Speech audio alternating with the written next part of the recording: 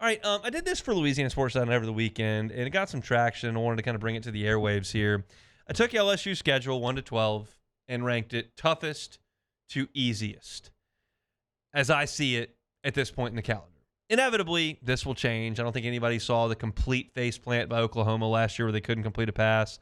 I'm not sure a lot of people saw South Carolina coming the way that they ended up showing up last year.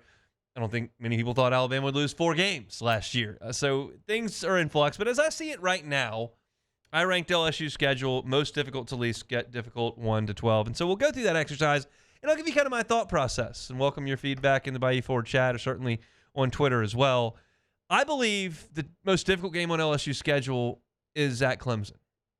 Now, we asked Glenn West this at about 140, a little bit earlier in the show. And he said Clemson based on kind of what it means for the season and what it means if you win. For me, it's less about that. And for me, it's more about LSU's offense has not gotten out of neutral in the last 3 season openers. They were not good on offense in the Superdome against Florida State. That's understandable. You had a brand new quarterback, brand new coaching staff, brand new everything, remade offensive line. We were bad. But that 2023 offense was legendary, and they stunk in that Florida State game. And then last year was not very good on offense. You had 2 nice running plays from Emory, and that was kind of it. You hit Lacey for a few big plays. But you weren't nearly what you would become later on. Well, you got to fix that. And you got a tough defense that you're playing on the road. I think that's the toughest game on the schedule to me. We'll talk more about Clemson moving forward, and we'll talk about the fact that they lost to Louisville last year at home. We'll talk about the fact they lost to South Carolina last year at home, and we'll talk about the fact they haven't been the cream of the crop in college football for the last 4 years. But I still think it's the toughest game on LSU's schedule. So I ranked it first. I took Alabama second. You're talking about a roster that's still got a lot of NFL guys on it. Ryan Williams is a freak at wide receiver. Caden Proctor is a big physical offensive lineman. That's what their whole offensive line is made off of. Tim Keenan on the defense is a pro. Damani Jackson in the secondary is a pro. And I just think in Bryant-Denny late in the season, despite the fact that I think that Ty Simpson, who was named their quarterback today, may have his issues, that's still a very difficult place to play against a team with a ton of talent. So to me, I've got Alabama as the second toughest game on LSU's schedule. This is where it starts to get a little bit more interesting. I'm going to drink a little bit of the Oklahoma Kool-Aid here and put this one at 3. There's a group here of about 5 games that I think you could jumble up and toss them out any way that you see fit. I put Oklahoma.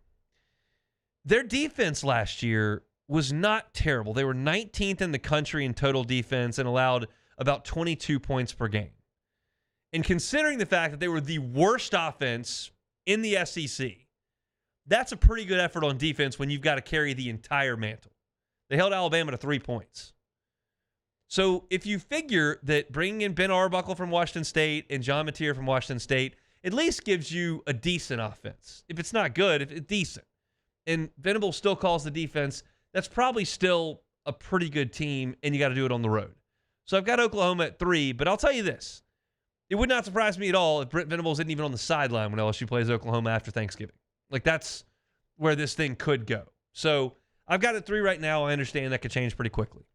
Number 4, I think a game that is going to be very difficult for LSU. I would pick them to win it today, but I think it would be difficult. Texas A&M.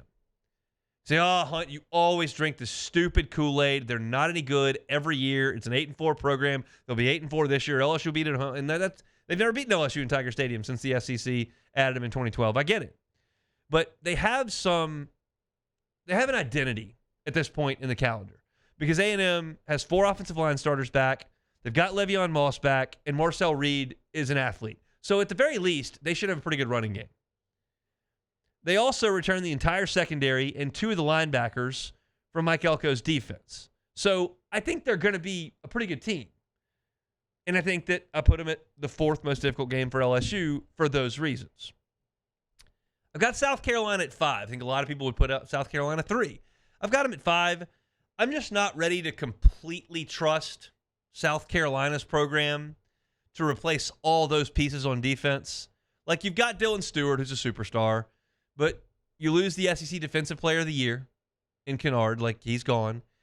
And you lose that defensive line that was just a terror, that was just really difficult to block outside of Stewart. So I think Sellers is pretty good. I think he made some critical throwing errors against LSU and certainly against Alabama when he had a 2-point conversion right in front of him and couldn't complete it. And I don't think he plays on schedule very often, but he is very athletic and he is very difficult to deal with when he gets going. So I've got South Carolina at 5, but I don't think they're top 4. This is the one I struggled with the most, and I landed at 6 for this one because I just don't have a feel for this team at all, and that's Ole Miss. It's on the road, which is difficult. But you lost everybody. Everybody. That defense had 5 draft picks come off of it. You don't have Walter Nolan anymore. You don't have Trey Amos anymore. You don't have Princely Mamiela anymore. Come to the offensive side, Trey Harris is gone. Jackson Dart is gone. You lose Bentley. Like you lose a lot. So my thought is, okay, you've got Lane Kiffin. Austin Simmons is a really good talent. I figure they'll score some, but do I really trust Ole Miss to go restock the shelves on defense when I'm told that 2 of the guys that are going to start for them are Deshaun Womack and Sage Ryan, and I've watched those dudes, okay? So if you want to start comparing those guys to Trey Amos, Princely Mamiela, I got news for you. So I don't think Ole Miss is going to be as talented this year, and I don't think that playing in Oxford is the most difficult place in the conference to play. I think it's going to be a tough game. I've got it at 6, but I don't think it's some sort of it's not nearly what it would have been last year. Georgia found that out. So we go to 7, and Glenn said this is his 3rd most difficult game. I got Florida at 7. Huge game for both programs. Florida will be 2-0 when they get here. They play Long Island and South Florida. And it'll be a huge game for LSU. DJ Lagway is a good player. He played at the end of last year with one leg. In his 6 starts, Florida went 5-1, and the one they lost, he was starting against Georgia, and they were beating Georgia when he got hurt. Now, I think Georgia would have still beat him if he stayed in the game.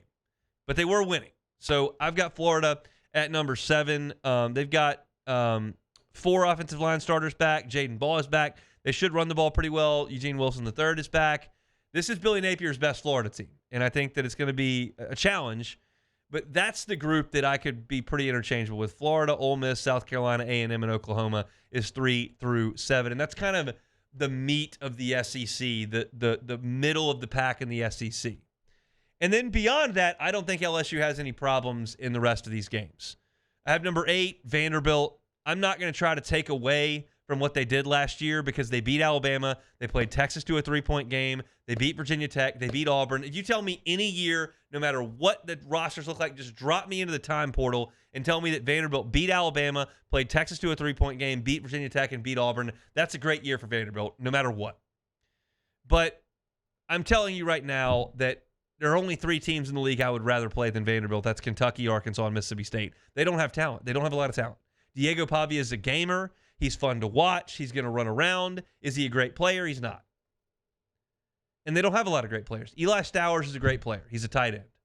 That's pretty much it. And it won't be an intimidating environment. LSU will have 40% of the stadium, and they'll win that game by 2 scores comfortably. That's just what's going to happen at Vanderbilt. And then I've got the SEC game that ranks the bottom of my list here. That's Arkansas. Bobby Petrino did manage to produce the number 10 offense in the country last year with Taylor Green, and he's back. But you don't have Andrew Armstrong this year. He was 30% of their passing offense.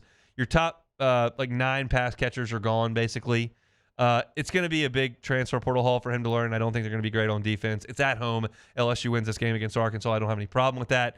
So I've got that as the most winnable SEC game of the lot. Then you go to the other non-conference games. Western Kentucky can usually throw it around a little bit. They went to Abilene Christian and got a quarterback who threw for almost 4,000 yards last year. They were 7-2 at the beginning of last year before a bumpy finish. They're 10th. Louisiana Tech was terrible last year. They couldn't score at all. They scored 10 points against Florida International, 3 against Sam Houston, 12 against Western Kentucky. Their coach, Sonny Cumbie, is 11-26 in his Tech career. They're bad, and they will be worse than Western Kentucky, so I'll take that as 11th. And then play an FCS team in Southeastern Louisiana, which is just not a fair fight. So that is my thought on this schedule, easiest to hardest. I think Clemson is the toughest game on the schedule. At Bama is number 2. At Oklahoma, I've got 3. A&M coming to Tiger Stadium is number 4. I got South Carolina 5th.